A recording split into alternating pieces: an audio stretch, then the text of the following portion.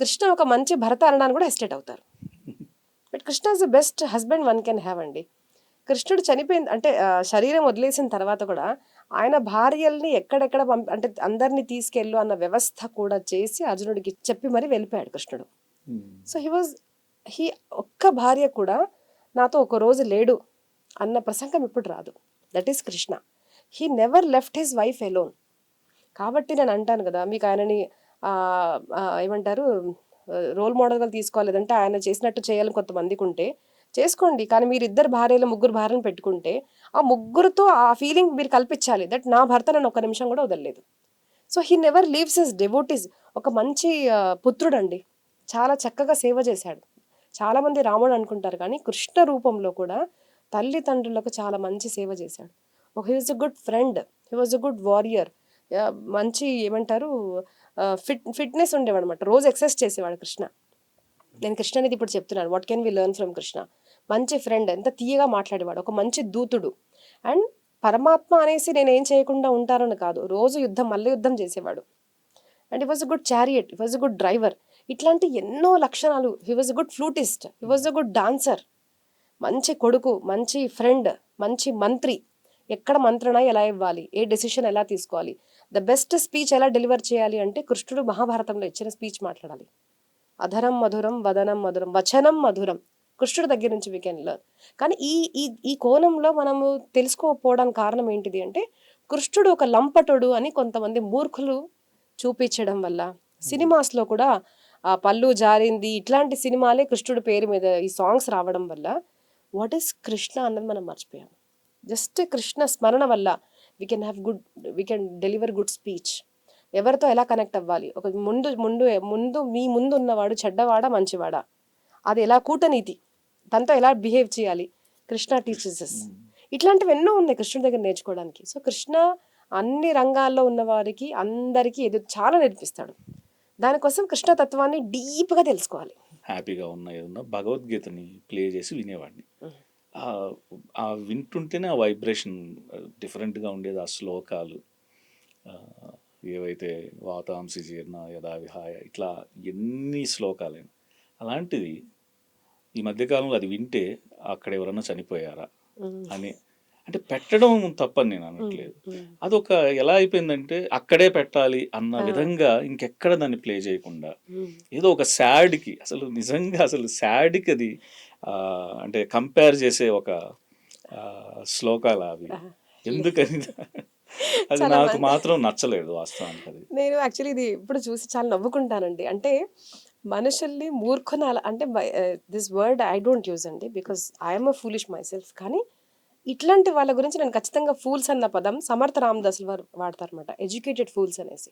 Seriously we are good at education. ఏం education అంటే మహా అయితే ఏమొచ్చు, ఒక ఫోటోగ్రాఫర్కి ఇప్పుడు ఫోటోగ్రఫీ ఎలా చేయాలి, ఎడిటింగ్ ఎలా చేయాలి వచ్చు. ఒక ఇంజనీర్ అనుకోండి, ఆయన వరకే ఇంత సంపాదించి నేను 1 lakh 13 lakhs what ever package వస్తుంది నాకు, నేను సంపాదిస్తున్నా, ఈ సంపాదనతో ఇల్లు కొంటున్నాను. సారీ టు సే బట్ ఇది వాస్తవం. ఒక ఆడపిల్లతో ఎట్లుండాలి, పిల్లలు ఎట్లా కనాలి, అంతే.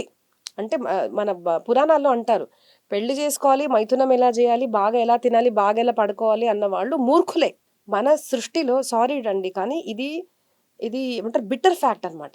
మనిషి అంతవరకే ఆలోచిస్తున్నాడు. బట్ మనం ఎందుకు పుట్టాము, కస్త్వం కోహం కుతాయాతః కామే జననీ కోమే తాతః, for this you have born. భగవద్గీత ప్రారంభం ఎక్కడి నుంచి అవుతుంది అది మనం తెలుసుకోకుండా ఒక పిచ్చి ట్రెండ్ అండ్ చాలా మంది చేస్తున్నారండి. అది కావాలని చేస్తున్నారో నాకు తెలియదు. ఘంటసాల గారు పాడారు కదా అది పాడంగానే వ్యాన్స్ ముందైతే చక్కగా నలుగురు తీసుకెళ్లేవాళ్ళు, ఇప్పుడు నలుగురు దొరకరు కదా. నలుగురితో నువ్వు జీవితాంతం మాట్లాడుకుంటే నువ్వు చనిపోయేటప్పుడు నీకు నలుగురు ఎలా దొరుకుతారు? That is why we have an option of వ్యాన్ వచ్చింది, చనిపోయామని భగవద్గీత పెట్టేస్తున్నారు. ఇప్పుడు ఆ భగవద్గీత పెట్టడం వల్ల ఏమైంది అంటే భగవద్గీత చనిపోయినప్పుడు మాత్రమే పెడుతున్నారు. ఇంకో అపోహ అండి, గరుడ పురాణం కూడా చనిపోయిన తర్వాత వినాలి అని ఒక పద్ధతి. అయితే గరుడ పురాణం చనిపోయిన వాళ్ళ ఇంట్లో మాత్రమే జరుగుతుంది అని ప్రవచనాలు చేయట్లేదు ఎవరు. గరుడ పురాణం ఎవరు తెలుసుకోవాలి, ఎందుకు చనిపోయేటప్పుడు పెడతారు, ఎందుకు భగవద్గీత అప్పుడు పెడతారు, మనకు తెలియాలి అంటే అండర్స్టాండ్ భగవద్గీత. అట్లాంటి క్వశ్చన్స్ ఎవరు వేయడం లేదు కదా. పబ్ ఎక్కడ బాగుంది ఇన్స్టాగ్రామ్ నేను చెప్తున్నాను కదండి, మాకు కూడా ప్రవచనాలు పిలిచి ఇవే అడుగుతారు. లేదు అంటే మనం ఏం అడుగుతున్నాం గూగుల్ని కూడా, మన ఎక్కడ పబ్ మంచిగా ఉంది, ఎక్కడ ఫుడ్ బాగా దొరుకుతుంది, ఎక్కడ బెడ్ బాగా దొరుకుతుంది, ఎక్కడ అమ్మాయి బాగా దొరుకుతుంది, ఇంతే. దానికన్నా నువ్వు ఆలోచించడం లేదు. కాబట్టి నువ్వు మనుష్య శరీరంలో ఉన్నా కూడా పశువత్గా బతుకుతున్నావు అని నేను చెప్తాను అలాంటి వాళ్ళతో.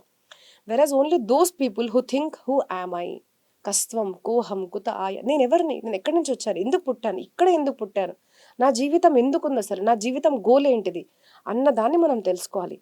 సింపుల్ థింగ్ చెప్పాలి అంటే కమ్ టు భగవద్గీత అండి. భగవద్గీత ఎవరు ఎప్పుడు తెలుసుకోవాలి అంటే, ఎవరైతే అర్జున విషాద్ యోగ అంటారు ఫస్ట్ చాప్టర్ని. ఎప్పుడైతే మనిషి విషాదంలో ఉంటాడో అప్పుడు వాడు భగవద్గీత స్టార్ట్ చేయాలి. ఇప్పుడు విషాదం అంటే ఏంటిది, ఏం చేయాలి, ఆఫీస్లో నాతో గొడవ పడేవాడు నా ఫ్రెండే, ఇగో ఇలా చేస్తూ ఉంటాడు, ఏం చేయాలి అర్థం కాదు అసలు వాడితో, ఇట్లా డీల్ చేయలేకపోతే. ఎందుకంటే చూడండి, మనం బయట సమాజంలో అందరితో డీల్ చేయగలుగుతాం, కానీ మన వాళ్ళు అనగానే మనం కొంచెం అబ్బా ఏం చేయాలి, మా నానే కానీ ఎంత ఇబ్బంది పెడతాడు అసలు అర్థం చేసుకోవడం ఏంటి, వాళ్ళ గురించి బయట చెప్పలేము, వాళ్ళతో పోరాడలేము.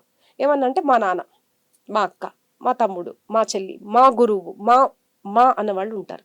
అది ఏం చేస్తుంది అంటే ధర్మం పాటించడానికి మనని వెనకడుగు వేయడానికి అది ఫోర్స్ చేస్తుంది అనమాట. అదేంటిది, నీ తమ్ముడినే కొడతావా నువ్వు, నీ తమ్ముడు కదా, మనసులో ఏమనిపిస్తుంది, మరి అధర్మం కదా, తమ్ముడు చేస్తున్నా అధర్మం కదా అన్న ఒక డైలమాలో ఉంటాం, మనం బాధలో ఉంటాము.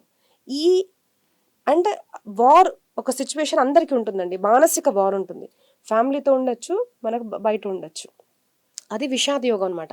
అప్పుడు కృష్ణుడితో ఏమంటున్నాడంటే, కృష్ణ నాకు యాంగ్జైటీ వస్తుంది, మన భాషలో చెప్తున్నాను నేను, నాకు మొత్తం చేతులు అంటే ఇప్పుడు మనం చూస్తున్నాం కదా సో మెనీ పేషెంట్స్ అనమాట, చేతులు వణుకుతూ ఉంటాయి. Depression, anxiety are very common problem these days.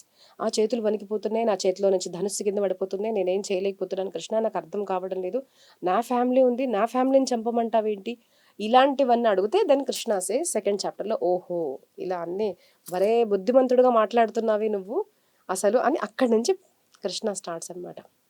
అంటే మనల్ని మనం ఎంత బుద్ధిమంతులుగా అనుకుంటున్నాం అంటే మనకు అన్ని తెలుసు అనుకుంటున్నాం. ఇంకా అన్ని తెలిసిన వాళ్ళకి ఏం చెప్తామండి, అన్ని తెలుసు అంటే మీకు చెప్పడానికి ఏమీ లేదు. So he keeps calm. Krishna ఒక్క మాట కూడా మాట్లాడు ఫస్ట్ చాప్టర్లో. సెకండ్ చాప్టర్లో when he says Krishna please guide me అన్నప్పుడు మాత్రమే కృష్ణ మాట్లాడతాడు. అలా పరిప్రశ్నేన సేవయ, అలా గురువుల దగ్గరికి వెళ్ళి అడిగితే కానీ మన జ్ఞానం అనేది లభించదు. అలా అడిగితే కదా మనం చెప్పేది భగవద్గీతని. ఎంత ఫ్రీగా చెప్తున్నా కూడా ఇట్లాంటి దీనికి వ్యూస్ రావండి. భగవద్గీత పెడితే మహా అయితే 1000 2000 వ్యూస్.